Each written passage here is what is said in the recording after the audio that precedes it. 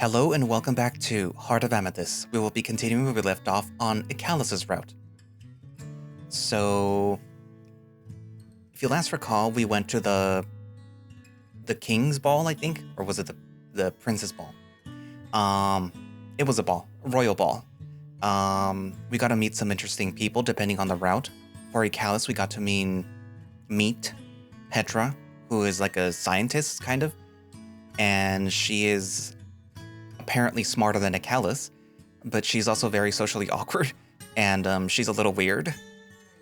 She's a little too nerdy compared to Ikalis. She was treating Ehlly as sort of like a specimen and wanting to do some experiments on him.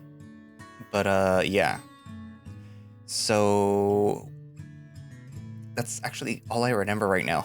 I don't remember if there was anything more happening before that. I know that before that you went to the library. I don't know if that was before the ball or when exactly. I don't know. Anyway, so we should be meeting some new characters in this route, so yeah. Anyway, so without further ado, let us continue Ikalis' route. Upon returning to the Grand Hall, I noticed that most of the crowd had already moved to the front of the room, leaving only a few stragglers behind. Those who remained were still eating or talking with other guests. I felt a surge of curiosity, and not wanting to be left out, I decided to walk alongside the other royals. Some of them seemed nervous, but most of the people present looked rather excited, expectant even. I couldn't help but wonder what the fuss was about. So far, I've been kept in the dark about the political undertone of this event. For me, this was just a birthday party, but I'm sure that for most of these people, this occasion has a deeper meaning. I really don't like it when I'm left out of the loop, but there's really nothing much that I can do. It's partially my fault, though. I was so focused on gathering information about my sister that I forgot to ask about what could be happening here tonight. Oh well, better not to dwell on it. It's not like I can do much about it. Please gather around. His Royal Majesty, Prince Brandon V, is going to give his speech shortly. A butler with a rather tremendous voice announced for everyone to hear. And with that, even the people that had stayed at the back moved to the front of the room. Being distracted as I was, I didn't notice when a strong hand grabbed my wrist, immediately turning me on my feet. Standing just a few feet behind me was a large and stern-looking Ruby. She looked down at me with those red eyes of hers, not smiling but not frowning either. Stoic as always. Ruby? You are required somewhere else. Please follow me. Okay. It's all that I managed to say before she started pulling on my wrist, guiding us around the crowd with ease, as she's taller than most of the other attendants here. There was no need for any pushing though, as they all moved aside, not wanting to interact with us in any way. At first, I thought that was because of my bad reputation, but to my surprise, I'm not the one receiving all the nasty looks. It was Ruby. Some royals were even avoiding the maid, as if she had the plague. Could it be because she's intimidating? No, I don't think that's the case. They didn't seem to be scared of her, mostly disgusted. In any case, she paid them no mind as she traveled the hall towards one of the side corridors. I wondered if she would feel offended if I asked. Although she most likely wouldn't have answered, so I'll have to ignore this burning curiosity and just keep going.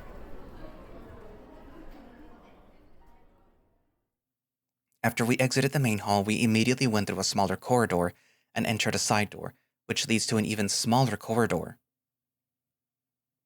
She then opened the door, which led me to a room where the other 3 retainers were waiting for me. It was really dark, to say the least.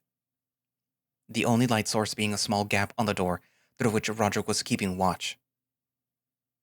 Good, you're finally here, Roderick said with a stern voice, not taking his eyes off of the gap. The wolf has his arms crossed, and he was leaning against the doorframe.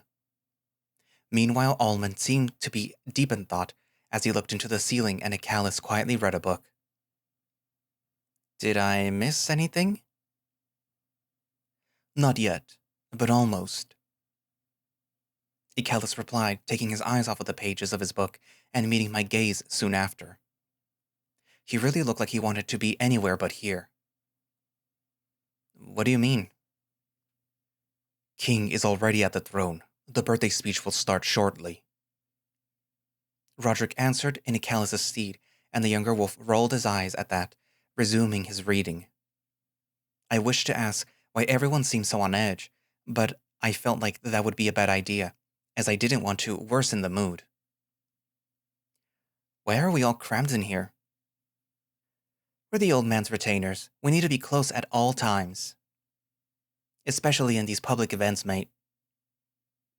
Have some respect, damn it. Bite me, old man. The two wolves growled at each other, trying to demonstrate dominance over the other. But why here, and not out there? Coming up with a quick question, I tried my best to de-escalate the situation. These two really hated each other's guts. Because the only ones allowed out there are the royal family members. Ikalis responded as he flipped the pages of his book, not even caring to lift his gaze as he spoke. It's already starting. Back to his usual self, Roderick said as he opened the door a little wider, increasing the field of view of the outside. I walked closer to him, trying to watch what was going on for myself. The light blinded me for a split second, as the contrast between the room and the outside was quite high. From this angle, I could perfectly see the king, who was sitting on the golden throne. He's accompanied by Princess Dahlia, who was wearing a beautiful emerald dress. Meanwhile, a line of guards was forming a perimeter in front of them, separating the crowd from the royal family. Isn't this supposed to be the prince's party? Because I haven't seen him all night. That's because he's been busy discussing political matters with the king all night. Ikalis answered that question from behind me. It's not often that all the viceroys, cardinals, and the royal family are all together in one single place. One cardinal. The rest of them didn't even bother to show up. Roderick added to the conversation, but before I could continue asking, we heard a loud cheering boom from outside. People were going haywire out there, and as I checked to see what was causing it, I was met by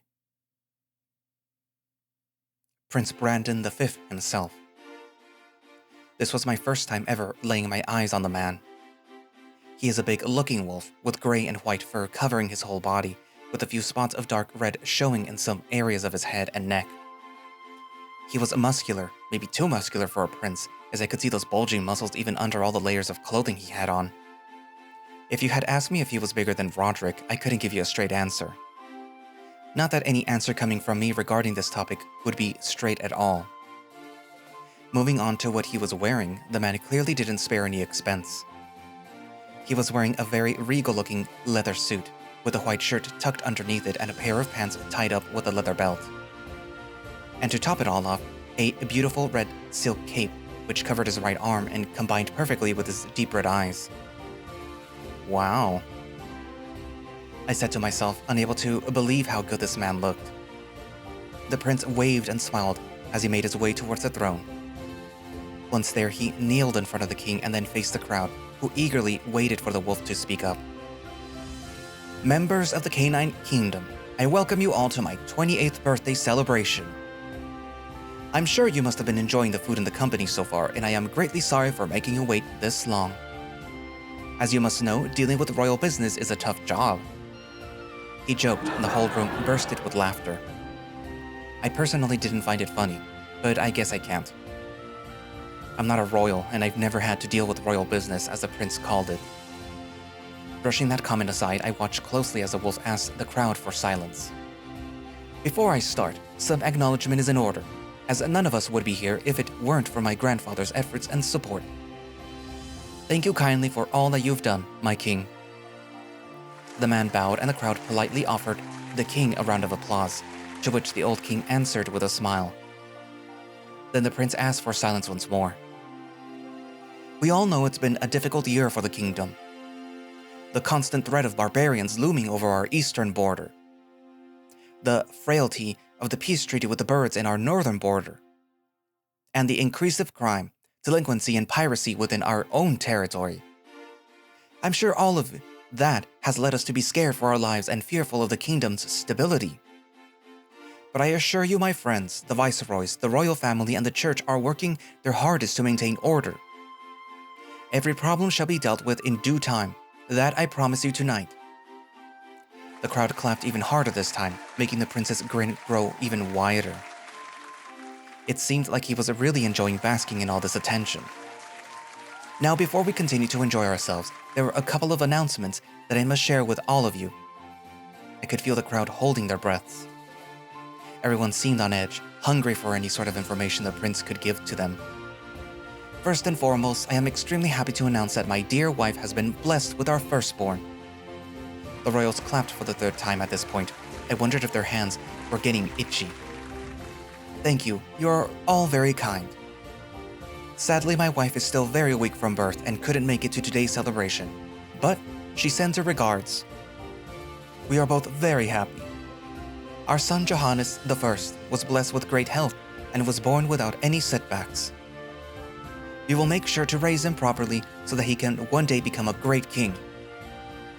Just like his great-grandfather, his great-uncle, and all previous kings that came before them. Everyone seemed really happy about the prince's announcement, all of them clapping their hearts out.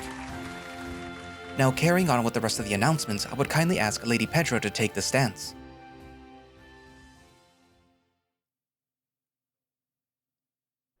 That's when the prince stepped aside and a scrawny-looking woman took the stage in his steed. As the prince did that, I could see the wolf lady I met before taking his place. Ikalis' cousin. She seemed rather nervous to be in front of so many people, and I honestly couldn't blame her. It has to be nerve-wracking to be up there. Thank you, Your Majesty. People of the Canine Kingdom, I'm here to present you with the latest discovery in investigating about the minerals' qualities and their potential uses. I know many of you think that this is not important, but this is a discovery of the century. I assure you. So please, settle down. Once she said that, the girl started her explanation. To be honest, I disconnected after a while, as she proceeded to explain a lot of scientific details about the different types of minerals and their influence in magic. Luckily, the prince decided to intervene after 10 minutes of babbling. Dear Lady Petra, I'm sure that we will all read your paper once it's published, but if you could please, could you get to the point? Ah, yes, sorry, Your Majesty. As I was saying, the main problem with quartz, it's the fact that they merely reflect magic. They can't store it or amplify it. Well, until now. I have modified a mineral into being capable of doing both of those things. Allow me to present to you the Amethyst fragmented crystal. As she said that, she took an amethyst crystal out of her dress and presented it to the public.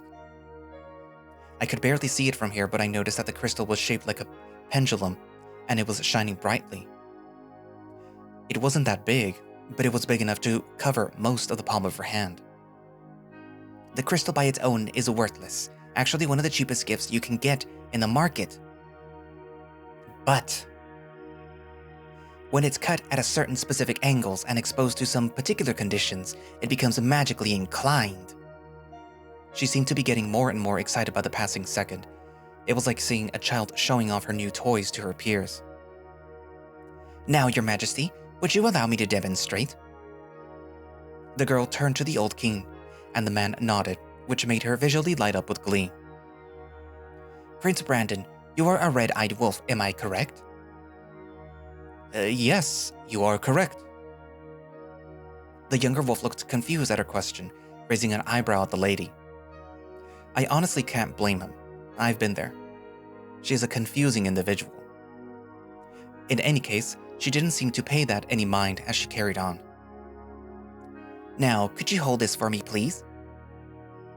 She handed him the amethyst pendulum-shaped crystal, and the prince cautiously grabbed it. If you may, could you point it towards the ceiling, please? He did as he was told, cautiously walking a little further ahead from where the king and the princess were. Meanwhile, Lady Petra was smiling from cheek to cheek. Now, apply enough force to break it. It shouldn't be too hard.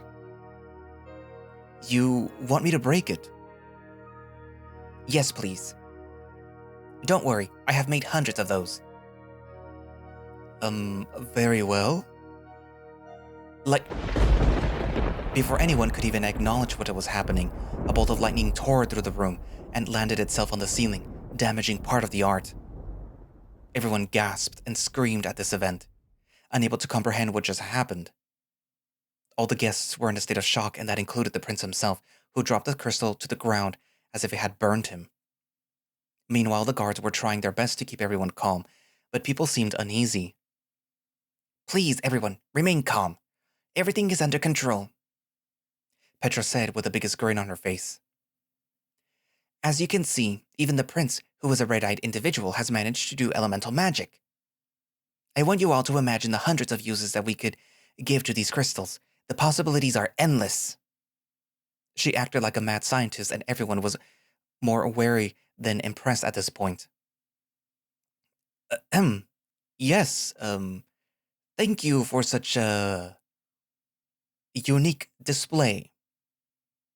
The prince coughed as he tried to compose himself.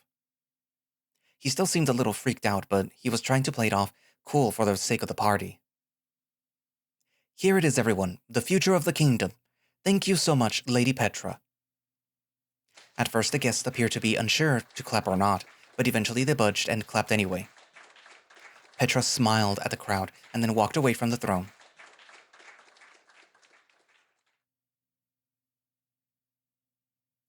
I can't believe she actually made it. I heard Ikalis speaking from behind me, so I turned around to meet his gaze, but he was lost in his own thoughts. There was a mixture of anxiety and worry spread all over his face. I can only guess this about what we talked about earlier. He was probably scared to the core about the fact that his cousin could replace him any minute now. It's not often that Ikalis shows his emotions, so seeing him like this was making me feel a little uneasy. Before I could comfort him, though, Roderick turned around and spoke to me. Speech is over. Let's go. Where? The king wishes to talk to you. Come, I'll take you to him. For a moment, I was unsure of what to do. I kind of wanted to stay and make sure Ikalis was okay, but at the same time, I felt like this was probably important. I mean, the king requested my presence. It's not like I could turn him down. So deciding to leave that talk with Ikalis for later, I exited the door, following Roderick closely. I really hope that he'll be okay.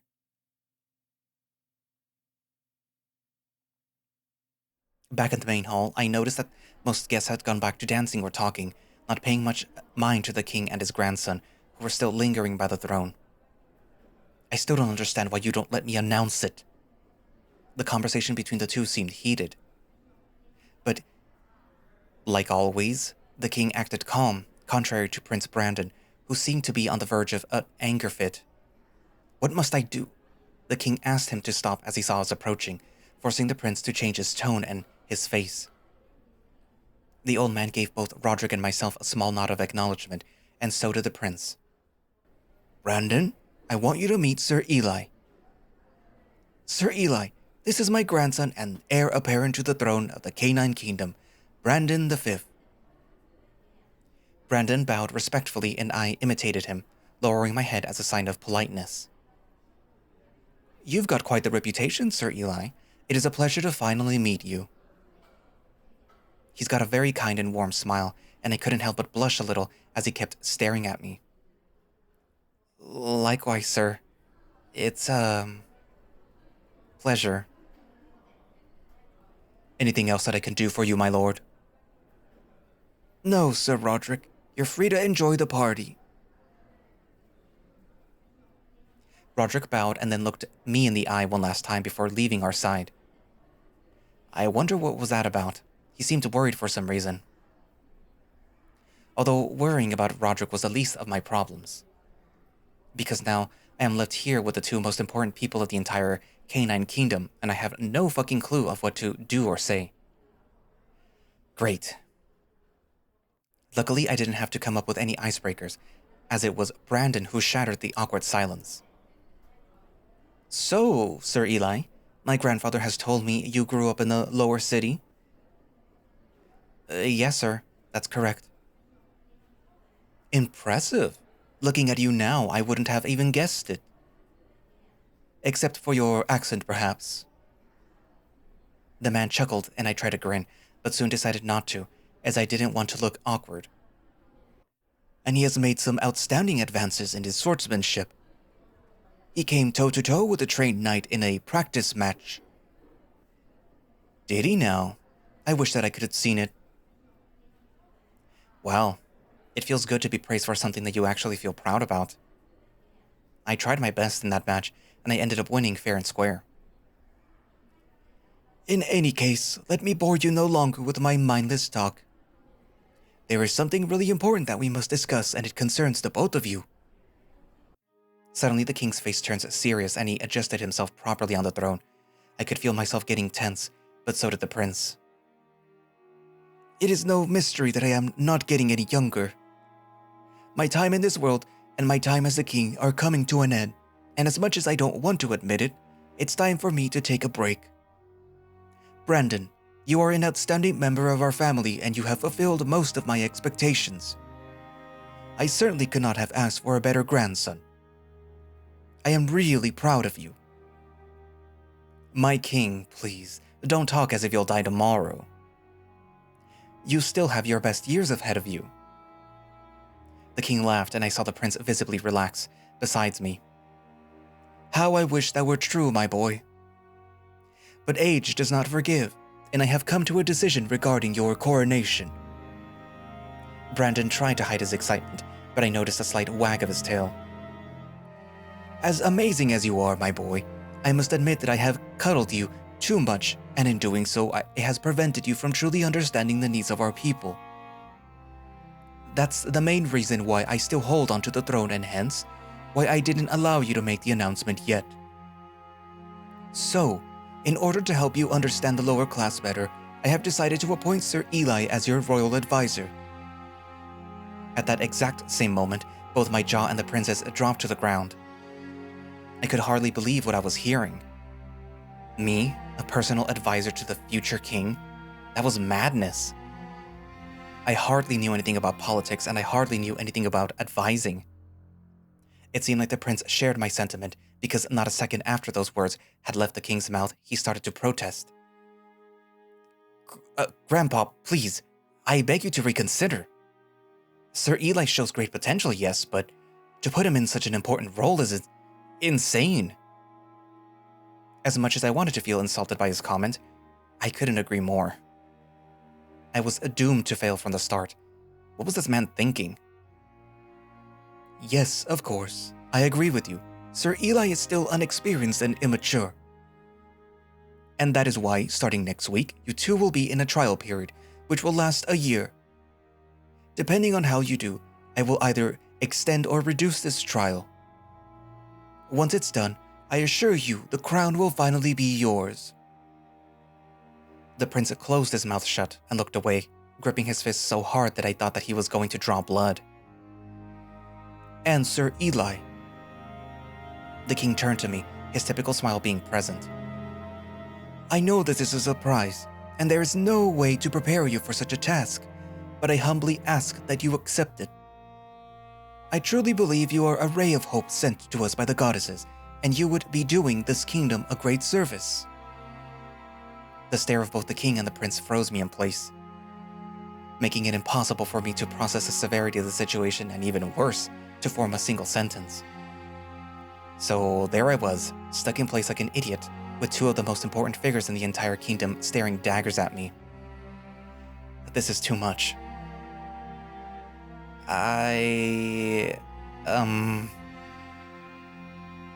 Get acquainted with the idea through the week. And that goes for the both of you. By the time that I go back to Rose Island in 7 days, we will reach a decision. Grandpa, please. And that is final. He shut the prince up in a matter of seconds. It's honestly impressive how such a tiny man is capable of controlling such a big individual. The power of the crown in all its glory, I suppose. It's like those power bottom situations, but in this case, it would be really weird and extremely creepy.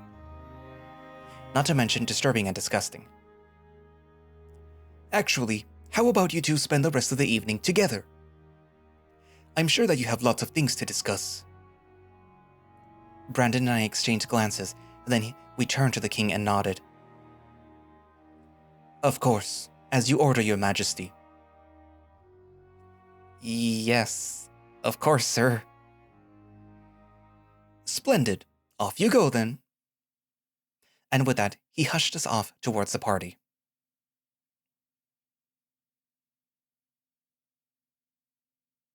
The prince and I didn't speak at all while we were together. Not because of a lack of opportunities to do so, on the contrary, there were so many chances for us to indulge in conversation as we were left to our own devices. But I was honestly too nervous and I didn't know how to approach our situation. And I'm sure that he got a lot on his mind too. So we decided to spend most of our night in silence, with only the occasional guest who would come around and ignite a conversation with His Highness. He didn't seem to enjoy much of the company of the other royals, though. I noticed that he felt uncomfortable when they approached him. The fur at the end of his tail raised up, his lips turned to form a fake smile, and his eyes twitched for a few seconds. These were such minor details, but they made me wonder if he was always this. Socially awkward. Not that I was criticizing him or anything. If nothing, this made me like him more, because it meant that we had something in common. Or maybe I was just jumping to conclusions, and he was merely on the edge. Or maybe he was just jumping to conclusions, and he was merely on edge after what the king said. I mean, I would be too if all of a sudden my fate depended on a total stranger that came out of nowhere.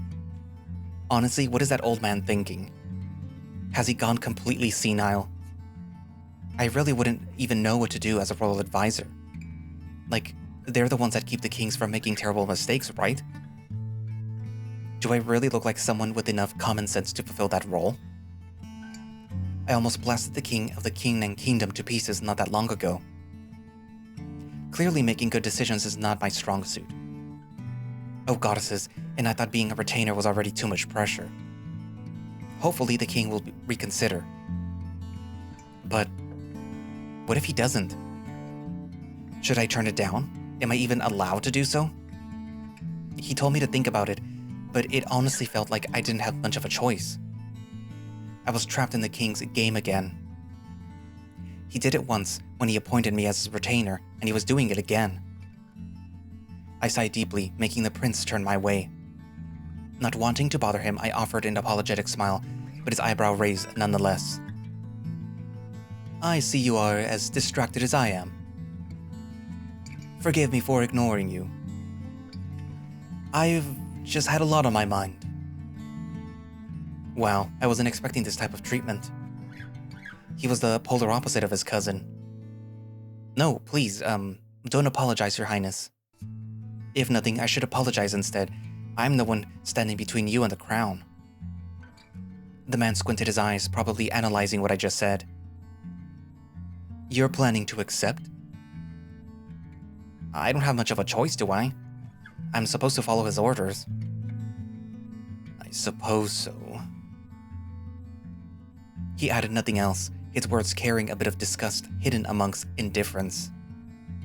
I felt like I needed to tell him something. Because if I don't, he's going to think that I'm doing this on purpose, and that's not it at all. Your Highness, what do you think would happen if I say no? I don't want this spot as much as you don't want me to take it. The prince scoffed at my comment and then turned his gaze towards the throne, where currently no one was sitting. Hard to say. My grandfather has always been a complex man. He enjoys plotting silly games like this one, and when they don't work, he plots the next. I could kindly ask you not to take this spot, but then he would find another reason to not make me king. And then another, and another. It must be very frustrating. You have no idea. As he felt silent, I thought the conversation was about to end again, but to my surprise, he continued talking. I've lived my entire life preparing for this role. Ever since I was little, I was told that I was the only heir to the crown. Can't imagine what kind of pressure that would do to a kid. It was rough at times, but I got used to the idea and it eventually became my dream. I wouldn't change it for anything. I felt a strong surge of sympathy running through my body. I can't say that I've been in this position, but I kind of understand what he's going through, as I know what it felt like to have your dreams snatched from you over and over again. Each time that I had a lead on my sister, I would end up on a dead end. Just like him with a crown. I guess you can say that I relate to him, at least to some extent. At that point in our conversation, I really wanted to tell him something to make him feel better, but as I was about to open my mouth, we were interrupted by the arrival of another guest. Ah, the energy of youth is certainly something, and both of your auras sparkle like stars. Cardinal Cassian, what an honor to see you again. Enjoying the party?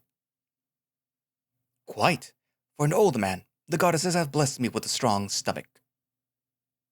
The old coyote bowed his head at the prince, and then he grinned as he acknowledged me, doing a little bow as well.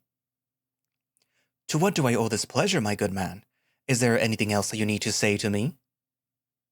The prince spoke with his regular, princely voice.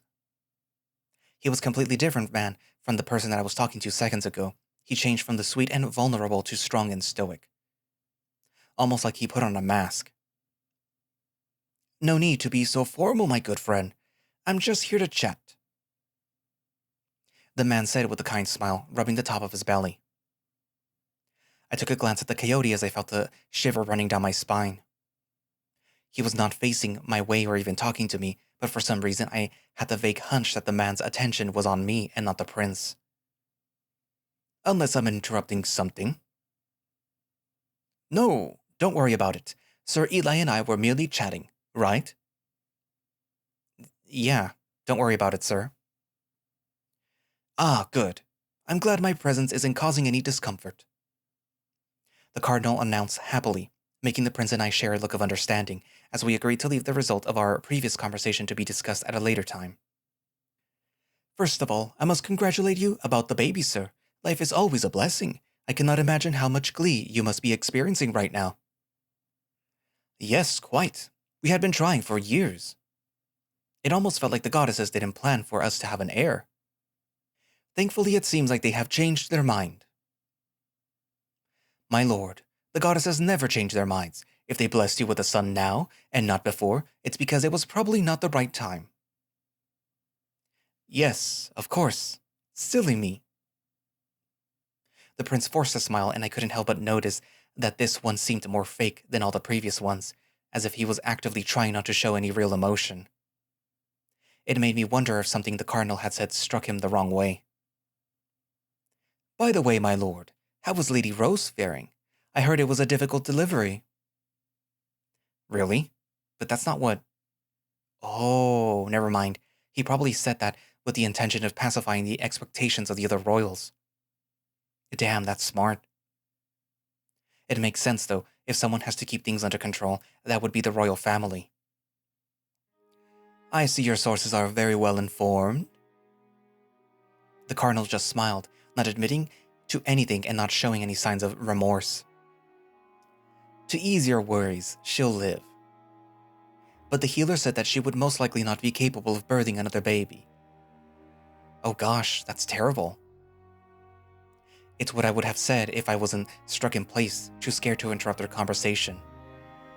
Almost like a little kid not wanting to interrupt mommy and daddy when they're talking.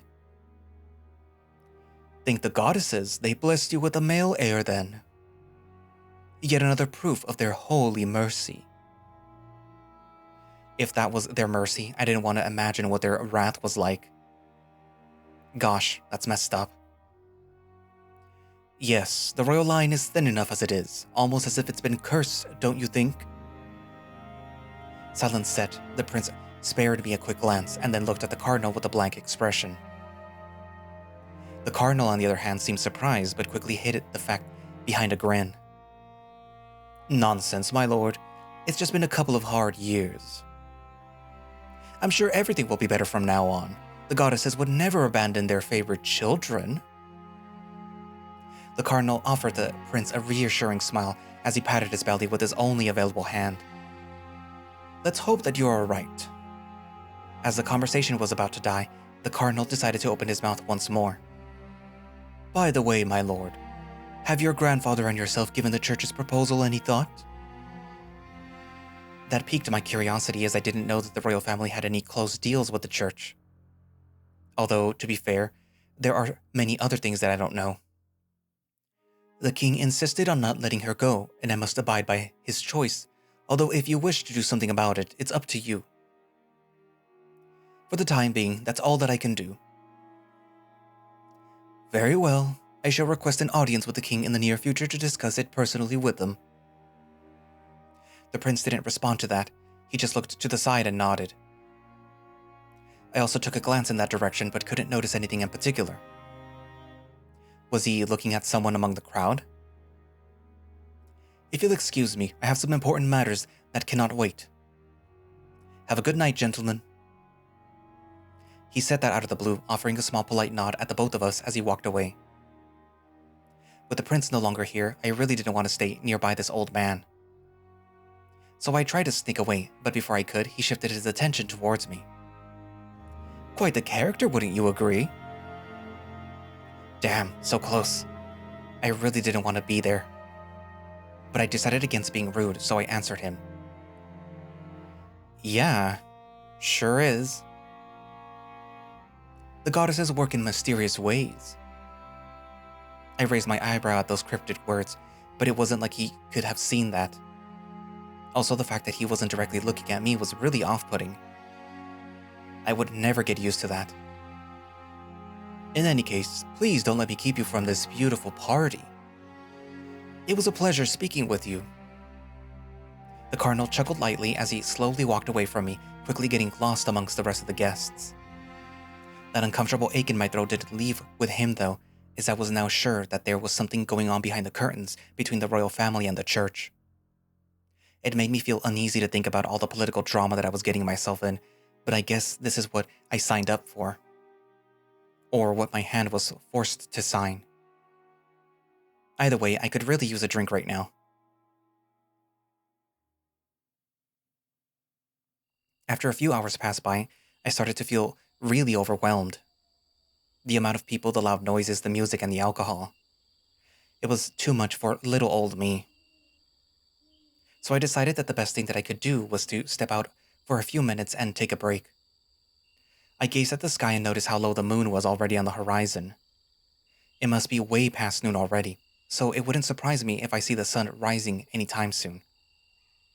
Goddesses, I really wish that I could be laying on my comfortable bed right now. I said to myself as I strolled through the empty castle hallways without any destination in mind. From where I was, I could still see the party. Everyone seemed happy, or at least they pretended to be. The young royals were dancing to their heart's content. The older guests talked and made strategic connections amongst themselves. And the ladies laughed at their lords' jokes or danced amongst them. All of them performed brilliantly at the game, knowing their places and measuring their actions. Everyone except for one person. My eyes landed on her as they trailed around the castle's facade. Princess Dahlia, who often acted all high and mighty, was at the time behaving not at all princessly. She was by the other side of the garden, laying on top of the fence with her arms tucked around her head. Had she been crying? I couldn't tell from where I was standing. Or perhaps she was feeling a little tipsy, although I never saw her drinking a single glass of wine. In any case, all I knew with certainty was that the girl was not interacting with anyone, nor was she even trying to be social. And that was not a usual behavior in these kind of events. Curiosity started to eat me alive, so I decided to approach her slowly, not wanting to startle her. I personally wasn't the biggest fan of Princess Dahlia, but I did love the gossip. As I got closer, I could hear the unmistakable sound of crying. Being a few feet away from her, it was time to make a decision. I could go and try to comfort her, but in reality, I wouldn't know what to say and I could make things worse. Or I could just leave her alone, although she is clearly distressed and in need of comfort. So, I will. Ask her if she's fine. I may not like her much, but I'm not heartless enough to just leave. Besides, even if I probably wouldn't give her life-changing advice, the least that I could do is be there for her, just keeping her company. That's what I would like if I were in the same situation.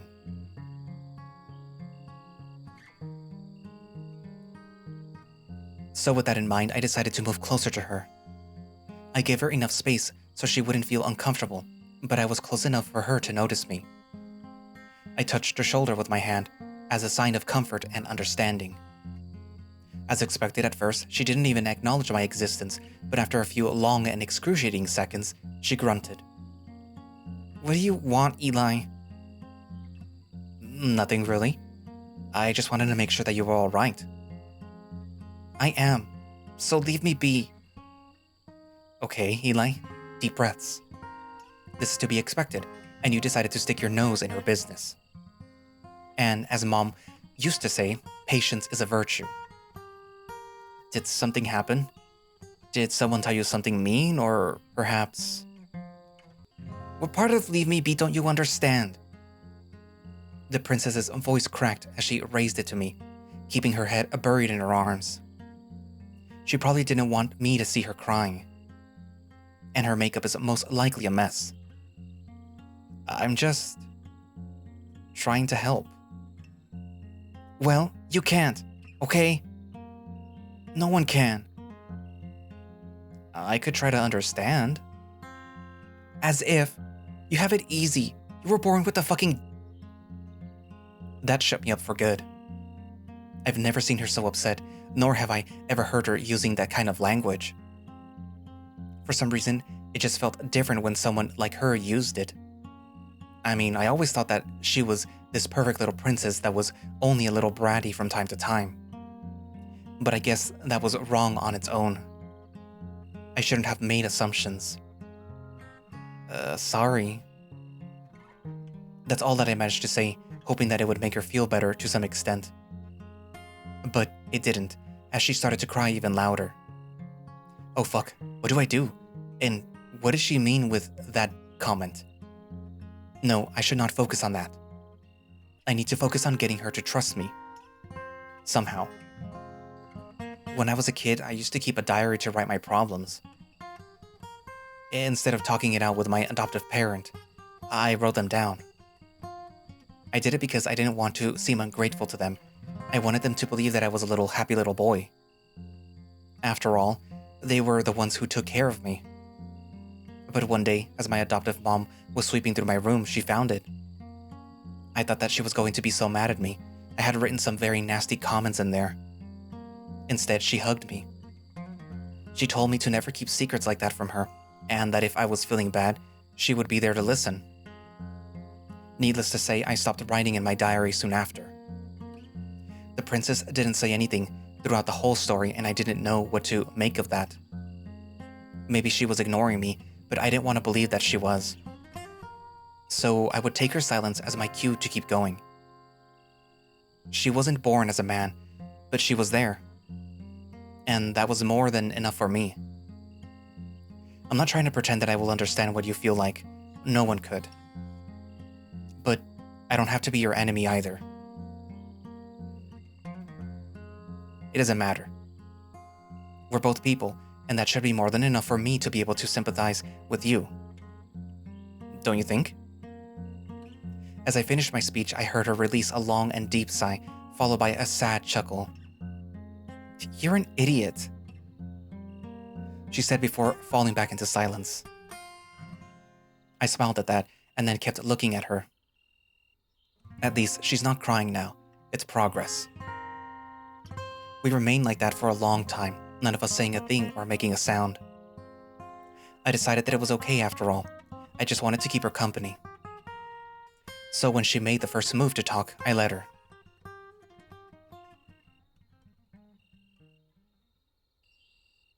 "You really want to know?"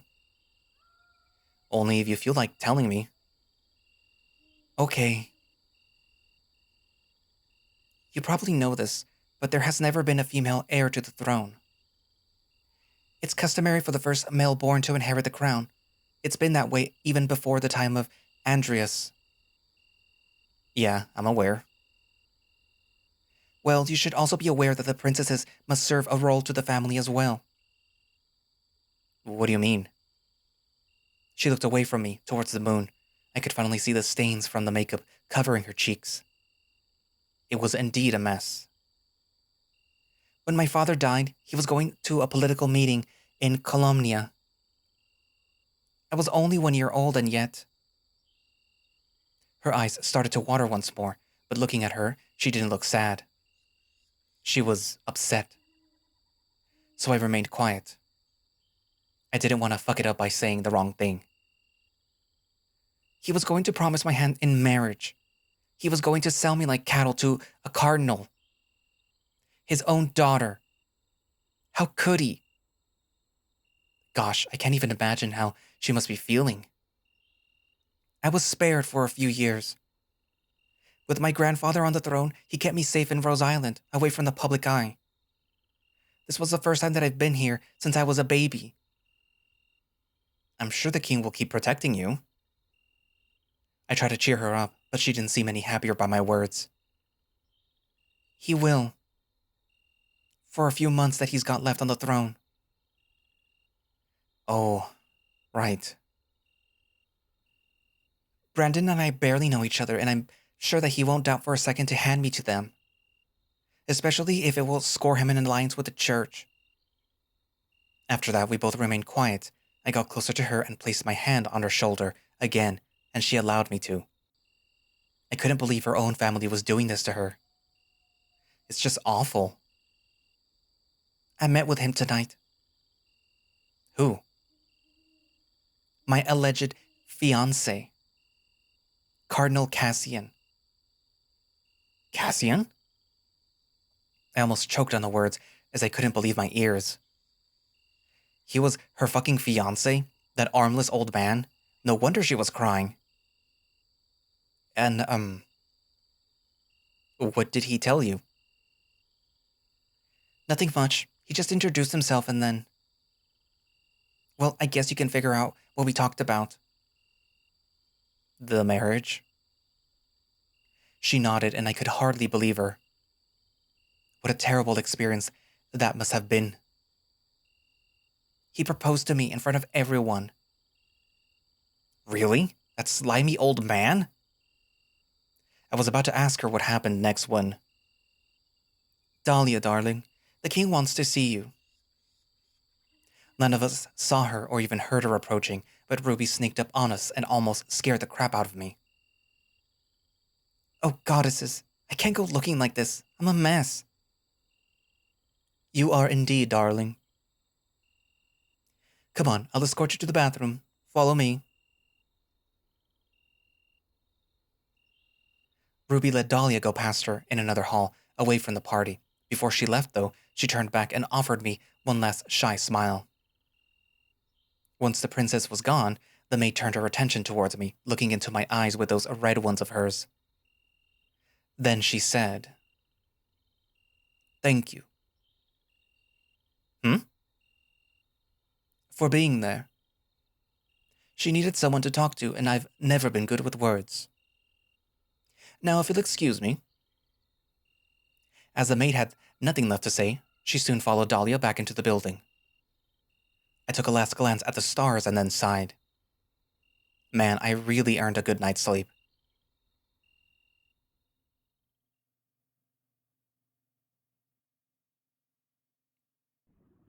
Chapter 4.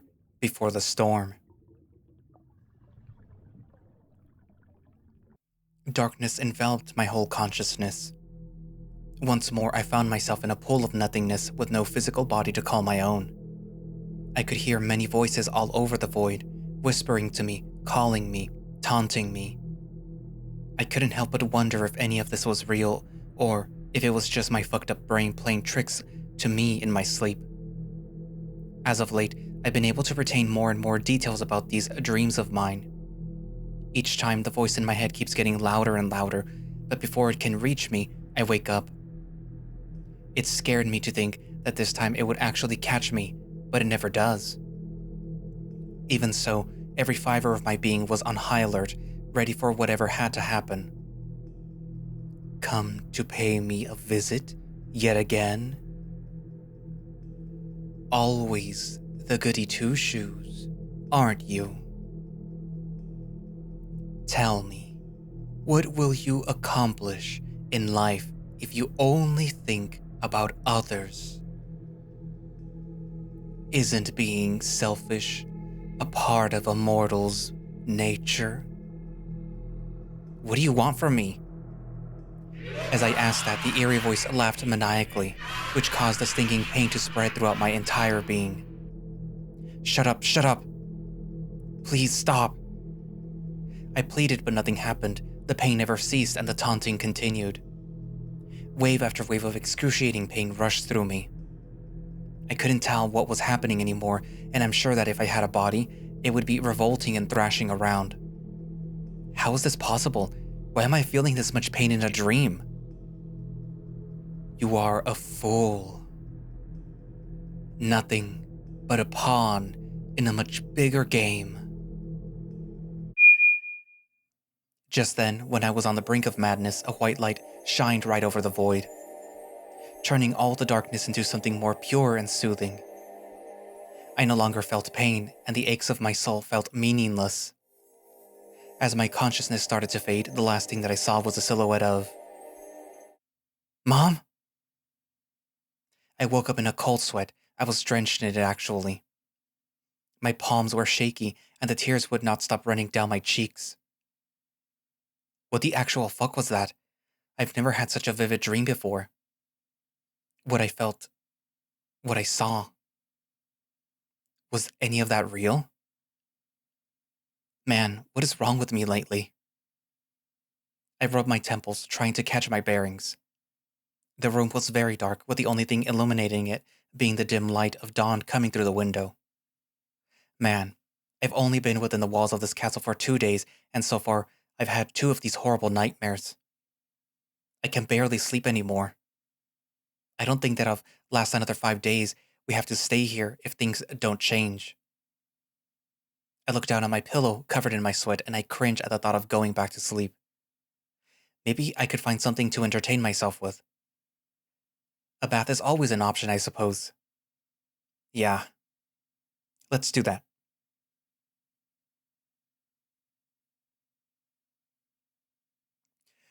After one long and very relaxing bath, I decide to wander around the halls of the castle. Eventually, the mindless walking took me to a stone bench under a tree in the castle's gardens. I yawned, feeling the lack of sleep finally getting the upper hand of me. Goddesses, was I sleepy. Sleepy and unoccupied. Even so, I really didn't want to go back to bed, as that dream shook me to my core. So I tried to come up with a plan to entertain myself. And after a few minutes of thinking, I decided that the best option would be to... Depending on which you pick, it leads you to one of your fellow retainers. So this one is Roderick, this one is Almond, and this one is Ikalis. And because we're doing Ikalis, we're going to go to the library. Honestly, I would feel really guilty if I didn't continue with the investigation at this point. I'm so close that I can almost taste the truth. Besides, I've lost 10 years of her life already.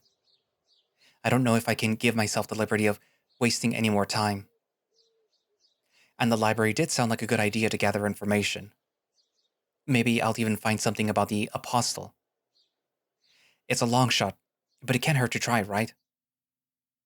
So with nothing left to plan, I stood up from the bench and then headed towards the castle gates. Hopefully I won't get lost. Although the higher city is still unknown to me, so perhaps I should ask a guard to point me in the right direction.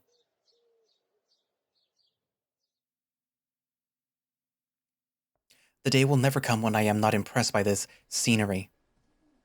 Row after row of books perfectly aligned and organized in a massive shelves that reach all the way to the ceiling. Those same books flying around as if they were birds in their natural habitat. And the relaxing sound of occasional page flipping resonates loudly throughout the empty halls of the building. It was magical in its own way. I returned my gaze to the pile of books still ahead of me, waiting to be read. Then my attention shifted to the girl by the front desk. The attendant was sitting just a few feet away from my table, reading a book while drinking some hot tea. As she noticed me staring, she waved her hand and offered me a sweet smile.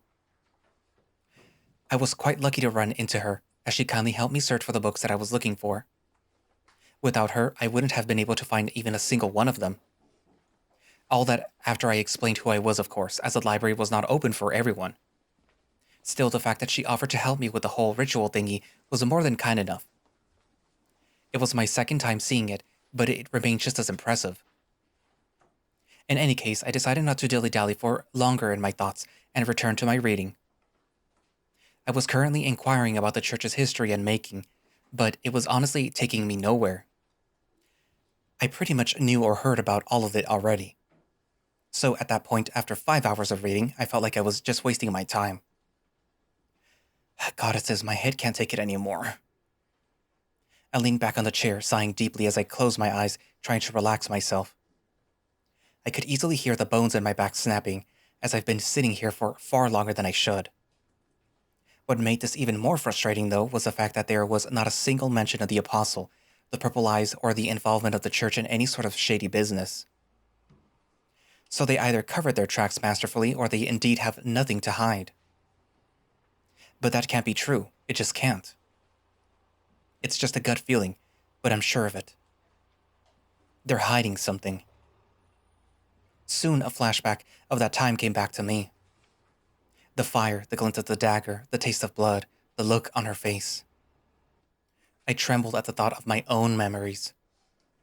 I tried to repress that as much as I could, but in times like these, when boredom and stress piled on, my brain just bombarded me with them. I was not expecting any visitors. A cranky and unknown voice whispered those creepy words behind my ear, making me lose balance and hit my head with the floor as I fell from my chair. I hissed at the pain and held the point of impact with both of my hands. Then I looked up and saw the laughing face of Ikalis, who was just standing there with a few books in his arms. What the fuck was that? Keep your voice down, please. You're at a library. Even as the assistant scolded us, Ikalis' grin never vanished as he walked to the other end of the table and placed those books down. I, on the other hand, stood up from the floor and picked up the chair that had fallen with me. Also, you're not supposed to rock the chairs in the library. Consider that a lesson. Screw you, man. That hurt like hell. Well deserved. Anyways, what are you doing here? I would expect you to be anywhere but here. Well, I wanted to read a little about...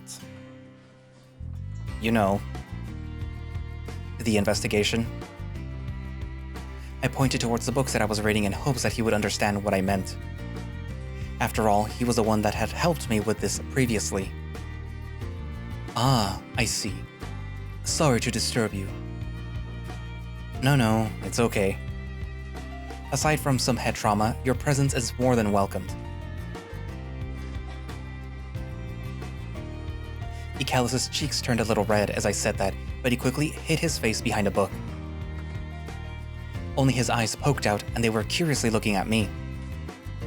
I, needed someone to talk to. Ikalis was normally a very level-headed person, so I figured that I could talk to him about some of the problems that were eating me up. Maybe that'll help me relax. Sure. What do you wish to discuss? Talk about your nightmares first. Well, there's something that's been bugging me for the past few months. And it's been getting even worse in the last few days. I don't know what to do. You see, I've been getting these vivid nightmares lately. I didn't want to bring it up before because I thought that it was due to stress, but it's getting out of hand. I can't even get a good night's sleep anymore. Nightmares, you say? Ikalis pressed his hand against his chin and then looked to the side, probably trying to sort out his thoughts.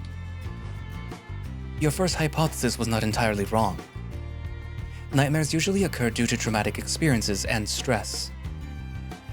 Dreams are often related to the reinforcement of neural connections, which means if your brain believes that you are in danger, that will be represented in your dreams as a way of self-defense. In other words, your brain is training you for the worst when you sleep. Do you consider yourself to be in great peril? I don't think so. At least, not right now.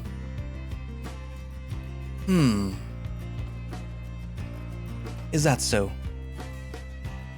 Maybe if we analyze the content of the dream, we can come up with a hypothesis. What have you been dreaming about? I felt a little nervous at the time, as I didn't want him to think that I was insane, but I really needed the opinion of a professional. I couldn't go on like this. It was turning me crazy. So in my dreams, I'm floating in a big pool of darkness. I'm surrounded by it, and even if I have no body, I can still feel how it has a hold of me. I can't move and I can't scream, as I've said. I'm just a consciousness floating in nothingness. But then I start hearing whispers. Voices that infiltrate my thoughts, and I can do nothing to stop them. Eventually this thing shows up. It talks to me, usually to say negative comments though. But then, as it's about to get me, I wake up. Ikalis sat quietly throughout my whole explanation, his eyes fixed in mine as he was analyzing every word that came out of my mouth. I see. Very frightening indeed. Give me a moment. I remember reading about this somewhere. Let me see if I can remember the title correctly. Ikalis stood up from his chair and then walked to the center of the table, where that weird symbol was. He placed his hand on top of it and performed the familiar ritual. Moments later, a single book came flying and landed perfectly in his hands. Let's see. Teeth falling, snakes, naked in public.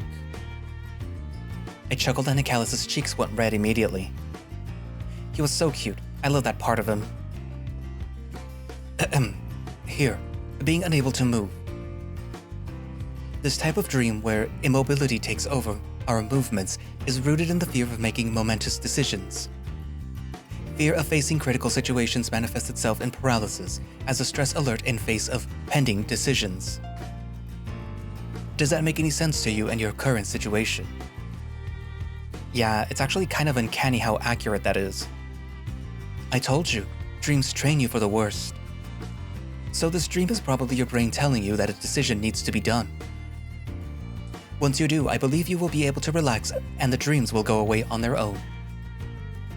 Thanks, man. No problem. I'm glad that I could help. Now let's talk about the king's proposal, which we know is the big decision. By the way, I'm not supposed to be telling this to anyone, but... I dragged my chair closer to the wolf, to the point where I was sitting mere inches from him.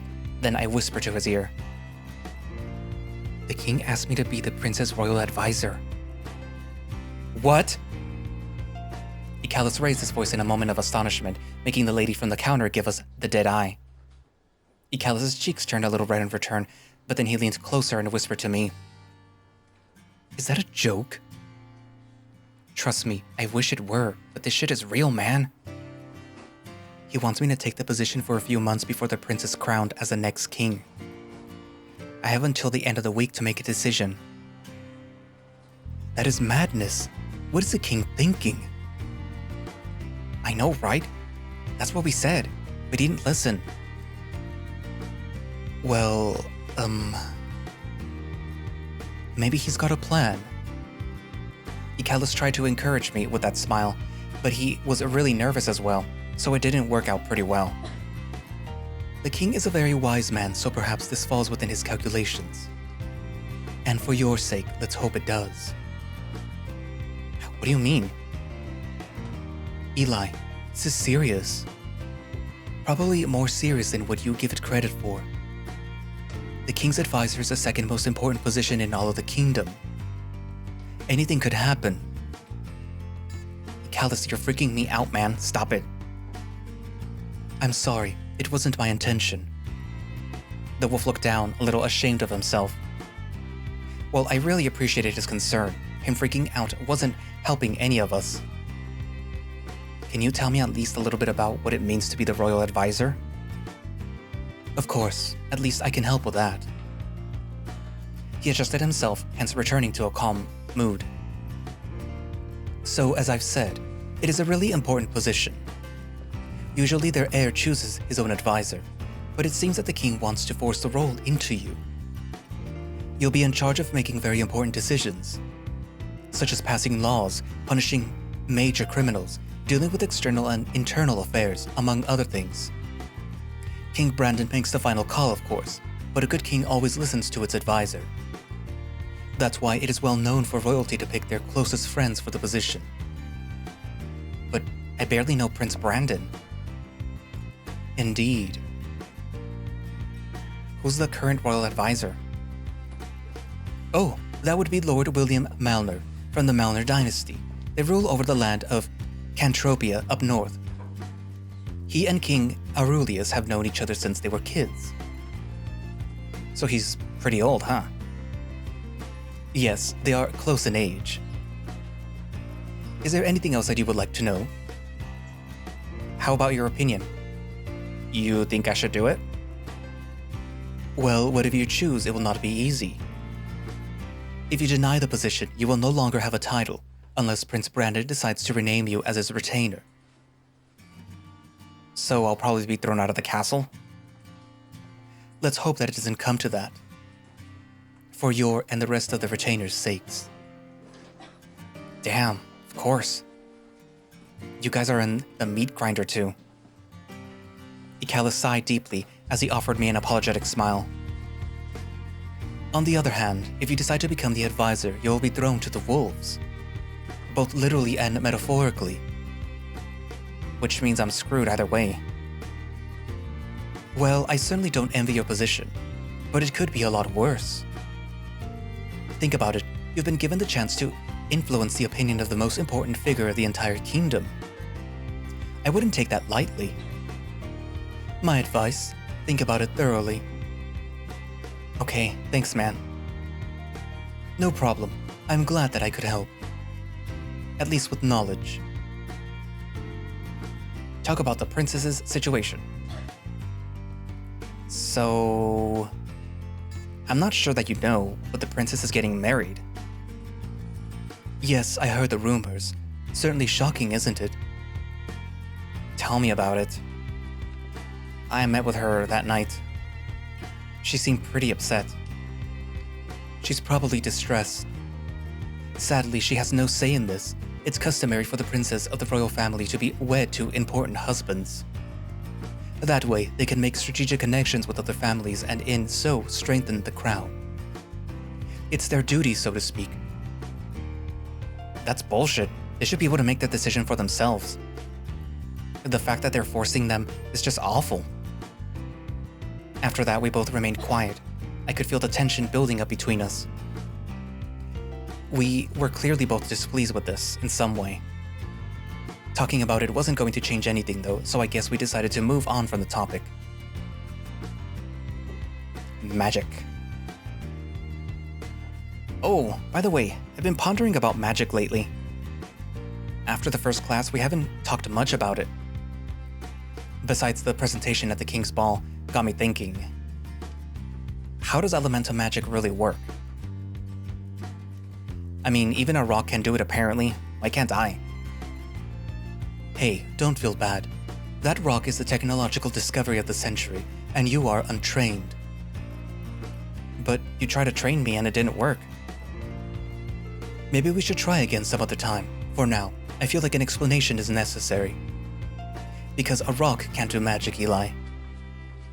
A scholar programmed that rock to do magic. There is a difference. Ikalis graced my shoulder with his hand, but immediately took it away as his cheeks turned a little red. Alright, I'm listening. The wolf smiled and wagged his tail at me as he tends to do when he explains things. He's just a big soft nerd who likes to hear himself talk, and to be honest, I really like that side of him. So, as I explained before, we are all born with different eye colors. Each for a different type of crim use, correct? So blue-eye people are born with the innate ability to understand and see the natural flow of mana outside of themselves. What I'm trying to say is, people like me have an easier time understanding the world around us. Even a kid can create a small fire if he tries hard enough. And that is why elemental magic is considered the most basic type of magic, hence why it's widely used for most researches. It's very easy to learn and it has many practical applications.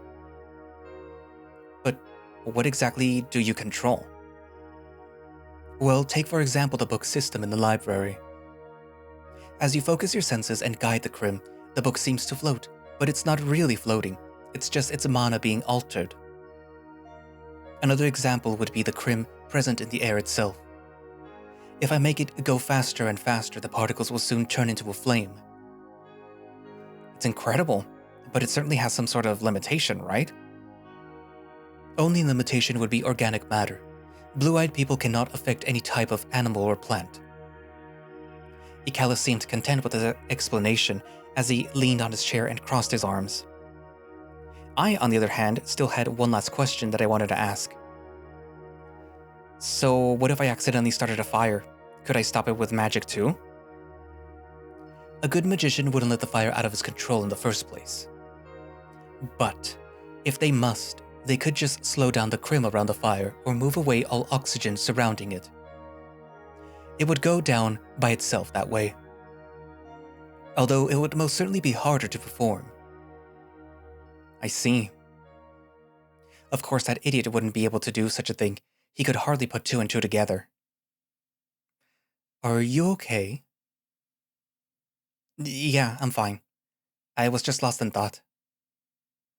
I nervously responded and tried to brush it off. Ikalis was looking at me as if I would just decided to start a fire at any given second. Although thinking about it, it's a fair assumption given my old record. Luckily, he noticed that I didn't want to talk about it and questioned me no further. Well, I should get going. I'm still on the clock and there is a lot to do. Thank you for the diversion, though. No problem. Thank you for listening. The wolf nodded at that and then rose from his chair. He put it in place before waving back at me. Then he turned around and walked away into the endless library halls. As Ikalis' presence vanished, my mind started to wander about everything that we talked about. A single sigh escaped my mouth as I decided to stop the investigation for today. There was no real use in reading any more of these books after all. I'll have to find my sources somewhere else.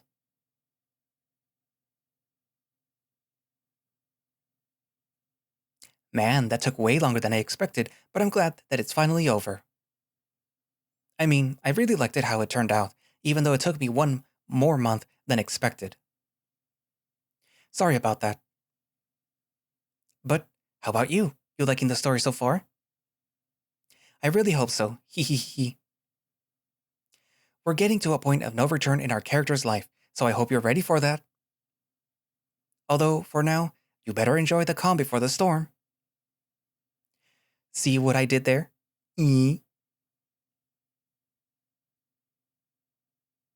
Never mind. It was a terrible pun. Bad jokes aside, this update wouldn't have been possible to pull off without the help of a very talented friend of mine. Chet? If you're reading this, thanks a lot, man. I mean it. I suck at coding and you help me a lot. Also big thanks to Kinu. He's been putting a lot of work to create the beautiful CGs and backgrounds that you've seen in the latest updates. You're the GOAT. Anyway, that's all I have to say for now. Don't forget that I can continue working on this project thanks to my Patreon support. You guys are amazing. So if you like what you see, feel free to support me there. Oh, and if you want, go tell me your opinion on either the VN Discord or my personal Twitter. I'm more than glad to read you all up, and you are more than welcome to become part of our community. Also, a small reminder that I'm constantly uploading new juicy and unique content on my Patreon, so maybe that is an even bigger incentive to support. In any case, I hope that you enjoyed. See you all in the next update. Bye-bye.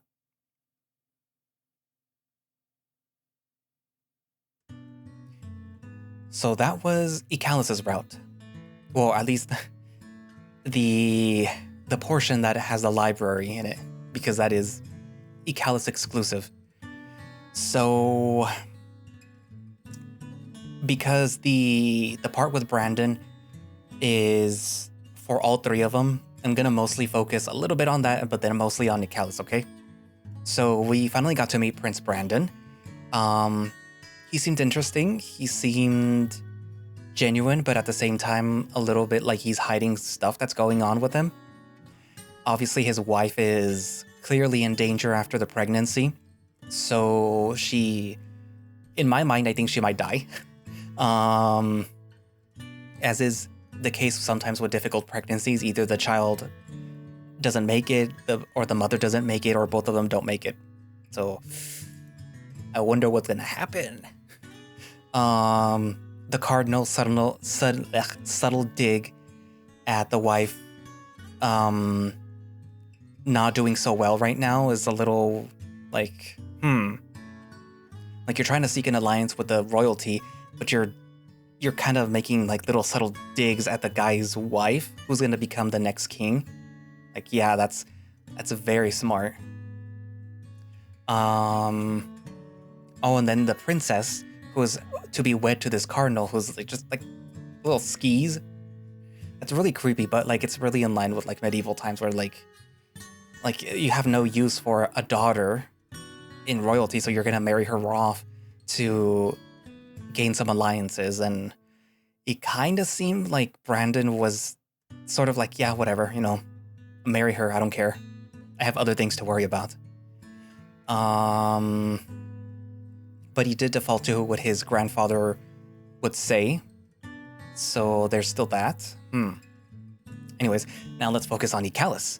So I guess he is the only one that is uniquely able to help Ehlly with the magic part of his training, but also with what's going on in his head, because actually, no, I think that might be someone else. I do like to think that Ikalis would offer some sort of knowledge for Ehlly, because as Ehlly has street smarts, but he literally lacks everything else. So even if it's just how to be proper, how to the studies and like the like stuff with politics and stuff like that, that's where Ikalis can come in. But he has his own problems, you know, like his cousin has finally presented her thing where she can use crystals or minerals in order to, I guess, channel magic through them. And if I recall correctly, that is putting Ikalis' position into jeopardy. I don't think that she's doing it like willfully. Like that is her main goal. Her main goal is probably just, you know, science. But that's the ramification that it's gonna have. And the voices. The voices are also something that you hear for all three routes. For Ikalis, Alman, and Roderick. So yeah, you know, a brief summary of the voices. Depending on what you do and how your morality is, they do speak a little bit differently to you. But because even in other games, I tend to always choose the good morality options. Like in the Mass Effect games, it always felt really weird and uncomfortable for me to do the renegade options. So in most games, you'll see me doing like the best possible option. And in this one, the voices are not very happy about that. Anyway, so what are your thoughts? Write it down in the comments, and thank you all for watching / listening. If you would like to play Heart of Amethyst yourself or stay up to date with whatever is going on with it, you can do so by going down into the link in the description, which should have a direct link to the itch.io page where you can download the game and play it, or you can just go to itch.io yourself and download it and play it there. And of course, as Jaden said, he does have a Patreon, so if you want to support the project and get early access to builds of Heart of Amethyst, or see some of the interesting, spicy content that he has for Patreons, then you can do so by going down into the link in the description for his Patreon. I believe he is also doing something for the anniversary, which we were discussing, so it'll be interesting to see what he decides to come up with. But I may have already an idea about what he's doing. Anyway, so yeah, I guess that's it for now, and I will see you guys in the next video. Bye-bye.